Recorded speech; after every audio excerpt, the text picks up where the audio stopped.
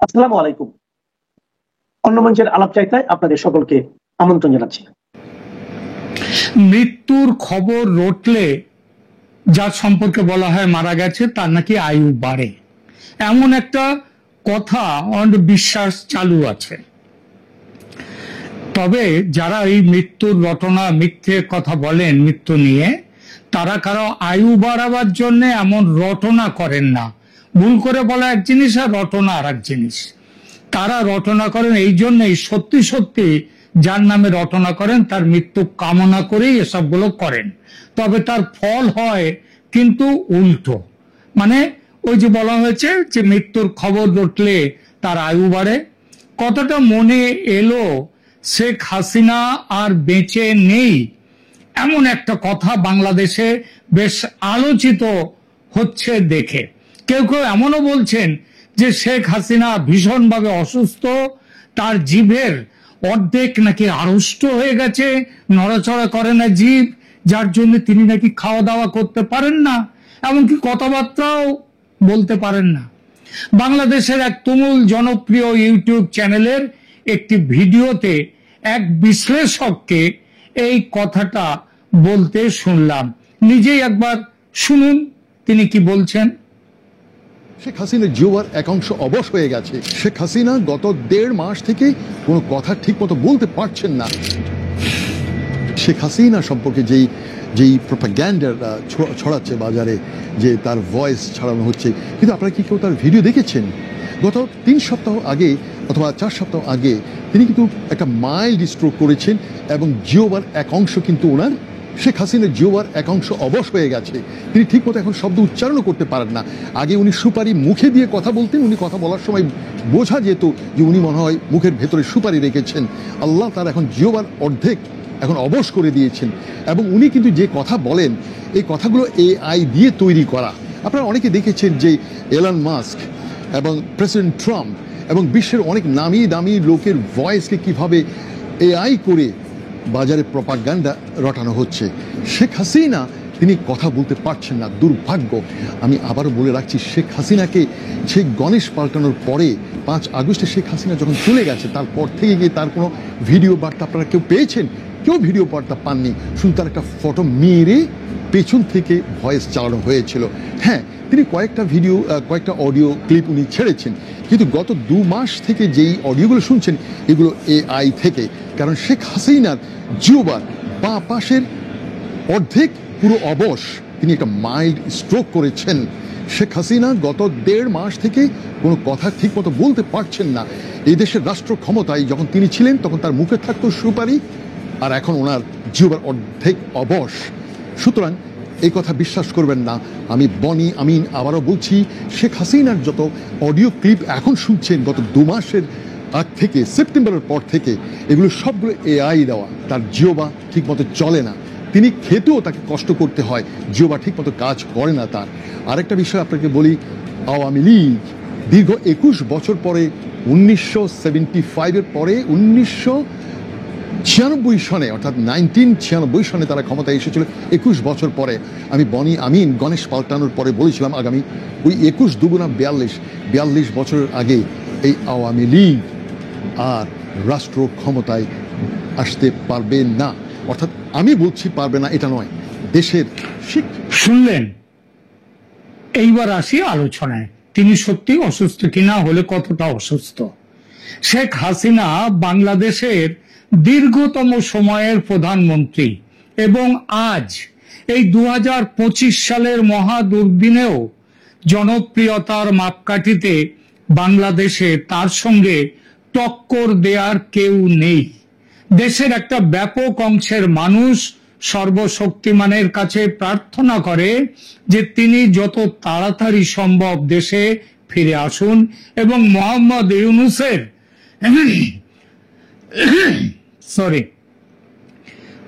ইউনূসের দুঃশাসন থেকে মানুষকে তিনি উদ্ধার করুন। তার নেত্রী যদি কথা না বলতে পারেন, খাওয়া দাওয়া না করতে পারেন, যদি ভীষণ রকমের অসুস্থ থাকেন, তাহলে দেশ চালাবেন কি করে?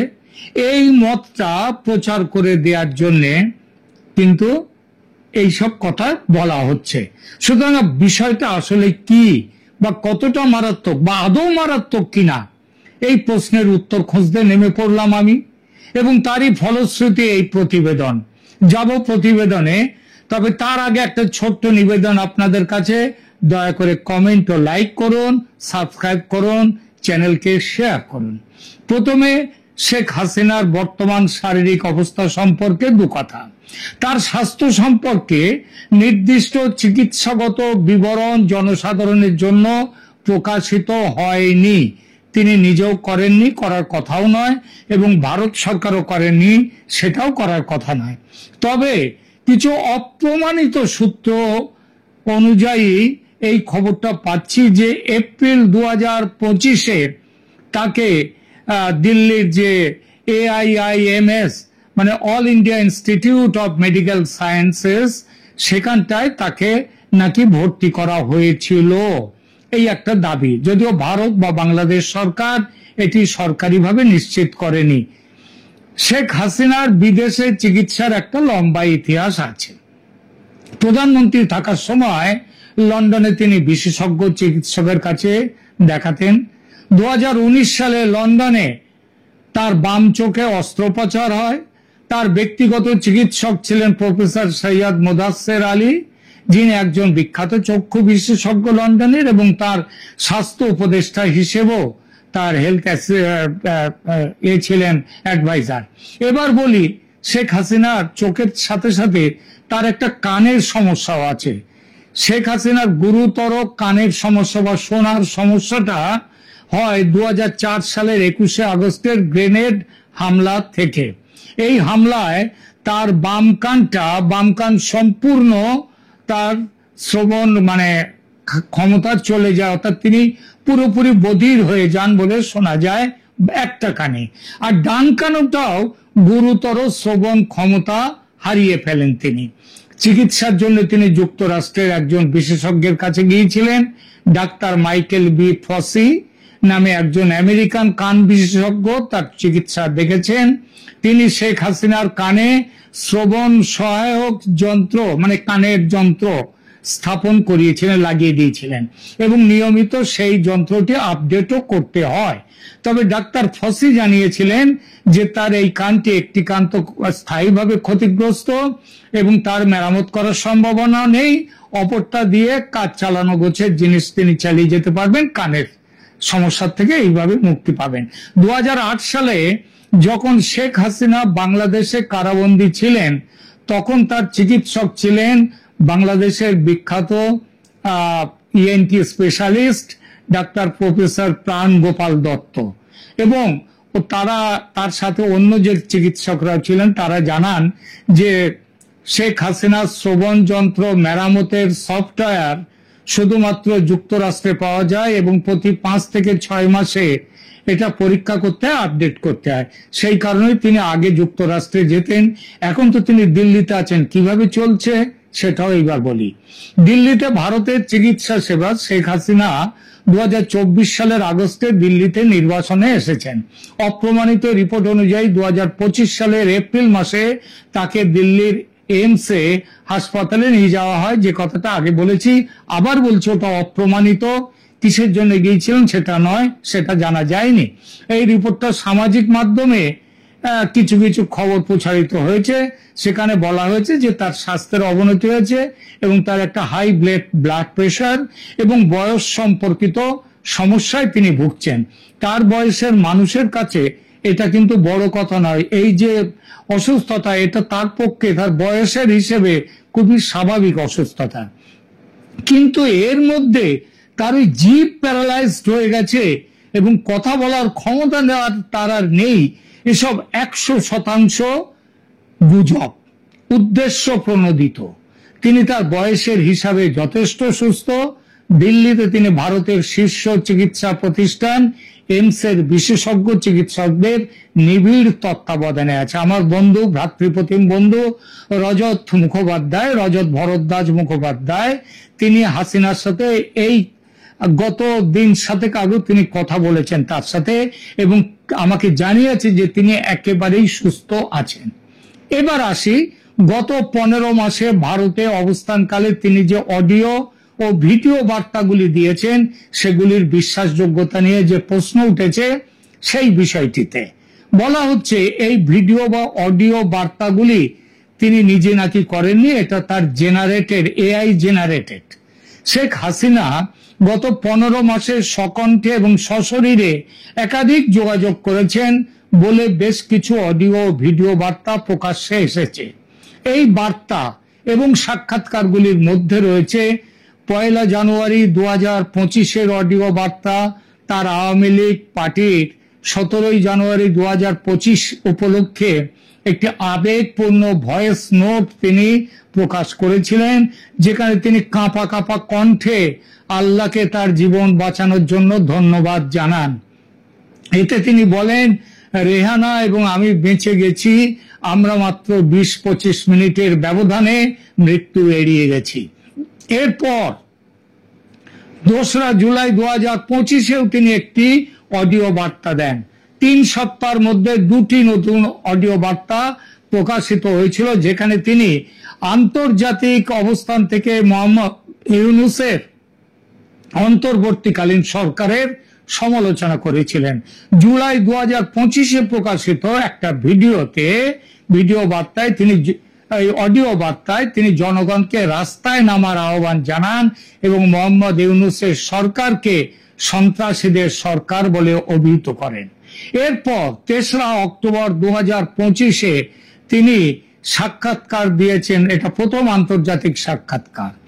অক্টোবর 29, 2025-এ তার পতনের পর প্রথমবারের জন্য শেখ হাসিনা 3টি আন্তর্জাতিক মিডিয়া আউটলেটের সাথে একযোগে সাক্ষাৎকার দেন, রয়টার্স, এএফপি এবং দ্য ইন্ডিপেন্ডেন্ট। এই সাক্ষাৎকারগুলি ইমেলের মাধ্যমে পরিচালিত হয়েছিল। তিনি এতে বিস্তারিতভাবে তার আইনি মামলা, নির্বাসিত জীবন এবং রাজনৈতিক অবস্থার বিষয়ে কথা বলেছেন। এর কোনোটাই এআই দিয়ে হওয়া সম্ভব নয়। তিনি ভার্চুয়াল ভিডিও সম্বোধন দিয়েছেন তার পার্টির কর্মীদের উপলক্ষে বিভিন্ন সময়ে, কিন্তু এগুলো বিভিন্ন শহরে নিউ ইয়র্ক, লন্ডনে যেসব আওয়ামী লীগের ইভেন্ট ছিল সেই ইভেন্টের উপলক্ষে তিনি ভার্চুয়াল ভিডিও সম্বোধনের মাধ্যমে এইসব ইভেন্টে অংশ নিয়েছিলেন, প্রশ্নের উত্তর দিয়েছেন, তাদের উদ্দেশ্যে বাণী বার্তা দিয়েছেন। ডিসেম্বর 2024-এ নিউ ইয়র্কে ভার্চুয়াল সম্বোধন হয়। তার পতন থেকে সেটা ছিল প্রথম প্রকাশ্য সম্বোধন। ডিসেম্বর 2024 সালে নিউ ইয়র্কের বিজয় দিবসের অনুষ্ঠানে এটি একটি ভিডিও সম্বোধন ছিল, যেখানে তিনি লাইভ অনলাইনের মাধ্যমে অংশগ্রহণ করেছিলেন, দিল্লি থেকে নেতৃত্ব দিয়েছিলেন। এই সম্বোধনে তিনি মোহাম্মদ ইউনূসকে গণহত্যার মাস্টার মাইন্ড বলে অভিহিত করেছিলেন এবং সুরক্ষা বাহিনীর ঘটনাগুলি সম্পর্কে বিস্তারিত বিবরণ দিয়েছিলেন। এরপর ডিসেম্বর 2024 সালে লন্ডনে ভার্চুয়াল ইভেন্ট হয়। লন্ডনে আওয়ামী লীগের ইভেন্টে তিনি আরো একটি ভার্চুয়াল ভিডিও সম্বোধন দিয়েছেন, যেখানে তিনি বাংলায় কথা বলেছেন এবং তার পার্টির সমর্থকদের সাথে প্রশ্ন উত্তর করেছেন, কথোপকথন করেছেন। ফেব্রুয়ারি 2025-এ ভার্চুয়াল টেলিকনফারেন্স করেছিলেন তিনি।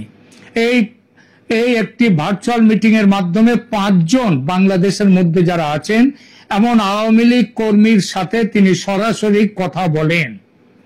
এই মিটিংয়ে তিনি বর্তমান বাংলাদেশে আইন শৃঙ্খলার অবস্থা নিয়ে উল্লেখ করেছিলেন এবং বলেছিলেন যে জানুয়ারিতে এই 214টি হত্যা, 171টি চুরি এবং মহিলা ও শিশুদের প্রতি 1044টি আক্রমণের ঘটনা ঘটেছে। এইসব ইন্টারাকশন কি যার কথা বলার ক্ষমতা নেই, যিনি জিভ নাড়াতে পারেন না, সেইটা প্রমাণ করে? এআই দিয়ে কি এইসব কথোপকথন চালানো যায়? অল্টারনেটিভ ইন্টেলিজেন্স বা কৃত্রিম বুদ্ধিমত্তা দিয়ে তৈরি নকল বার্তার একাধিক ভিডিও বরং শেখ হাসিনা করেননি, যারা করেছে তারা সেগুলো ব্যবহার করেছে শেখ হাসিনার বিরুদ্ধে। উল্লেখযোগ্য উদাহরণ কয়েকটা আছে, তার মধ্যে একটা বলি। ফেব্রুয়ারি 2025 একটা ডিপ ফেক ভিডিও, যেখানে শেখ হাসিনাকে 2019 সালের বিবিসি সাক্ষাৎকার থেকে হেরফের করা ফুটেজ ব্যবহার করে এআই দিয়ে তৈরি করা কথা দিয়ে গুলি চালানোর অভিযোগ স্বীকার করতে দেখা যায়। অর্থাৎ তিনি গুলি চালানোর বিবিসি যেটা বলেছে সেটা হচ্ছে ডিপফেক ভিডিও এআই দিয়ে বানানো। দ্বিতীয় 2রা আগস্ট 2025 একটি এআই উৎপন্ন ভিডিও যা ভয়েস অফ আমেরিকা বাংলার 2023 সালে তিনি একটি সাক্ষাৎকার দিয়েছিলেন। সেই সাক্ষাৎকার থেকে ভুল তথ্য সহ ম্যানিপুলেট করা হয়। বিশেষজ্ঞ যারা ফ্যাক্ট চেকিং সংস্থা তারা এই ভিডিওগুলি এআই সরঞ্জাম ব্যবহার করে শনাক্ত করেছে এবং নিশ্চিত করেছে যে এগুলো প্রামাণ্য নয়, এগুলো ফেক। আলোচনার উপসংহার টানি এবার। ফ্যাসিস্ট স্ট্যাম্প লাগিয়ে ষড়যন্ত্র করে শেখ হাসিনাকে দেশ থেকে তাড়ানো গেছে বটে, তবে ইউনূসের দুঃশাসনের ত্রস্ত মানুষ চাইছে ফিরে আসুন হাসিনা। মানুষের এই চাওয়ার বিরোধিতা করার ক্ষমতা অভ্যুত্থানের অংশীদারদের আর নেই। তারা বুঝে গেছেন ফ্যাসিস্ট বলে গালি দিলে জনগণ বিশ্বাস করবে না আর চিড়েও ভিজবে না। তাই তুলছে এই ধোঁয়া। শেখ হাসিনা ফিরবেন কিভাবে, তিনি দেশ চালাবেন কিভাবে, যিনি জিভ নাড়াতে পারেন না, কথা বলতে পারেন না, খেতে পারেন না। শুরুতে যার ভিডিও দেখালাম তার শেষের কথাগুলো শুনেছেন নিশ্চয়ই। মনে করুন কি বলেছেন তিনি বলছেন 75-এ তিনি ফিরেছিলেন, শেখ হাসিনা ফিরেছিলেন 75-এর 21 বছর পর 96-তে। এবার 21 দুগুণ 42 বছরেও শেখ হাসিনা আর দেশে ফিরবেন না। সুতরাং তিনি অসুস্থ, এই প্রচার বা অপপ্রচার কেন তা কি আর ব্যাখ্যা করে বলার দরকার আছে? ধন্যবাদ।